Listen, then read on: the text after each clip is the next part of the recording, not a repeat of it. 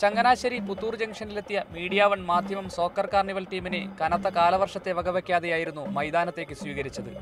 ചങ്ങനാശ്ശേരിയിലെ football ക്ലബ്ബുകളും football പ്രേമികളും പൗരപ്രമുഖരും ചേർന്ന് സ്വീകരിച്ച് പുത്തൂർ മൈതാനത്തെത്തിയതോടെ സാമ്പാതാളത്തിന്റെ ആരവമുയർന്നു.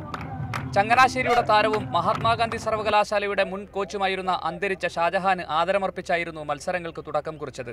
നഗരസഭാ കൗൺസിലർ ഉഷ മുഹമ്മദ് ഷാജി തൊടുത്ത കിക്ക് മുൻ Santosh trophy goal keeper Vijayan Nair തടുത്തിട്ടു. തുടർന്ന് മൈതാനത്തിൽ മത്സരങ്ങളുടെ ആവേശത്തിന് സിനിമാ താരം രവീന്ദ്രൻ നേതൃത്വം നൽകി. കേരളത്തിനു വേണ്ടി സന്തോഷ് ട്രോഫി കളിച്ച നിരവധി താരങ്ങളെ സോക്കർ കാർണിവലിൽ ആദരിച്ചു. മത്സര ഇനങ്ങളായ ട്രിബിളിംഗ്, ഹെഡ് പ്ലേ, ഷൂട്ടൌട്ട്, തത്സമയ കിസ് തുടങ്ങി കാൽപന്ത് കളിയുടെ ആവേശത്തെ മനോഹരമായി വാനിലുയർത്തിയായിരുന്നു കാർണിവൽ നിറഞ്ഞു നിന്നത്.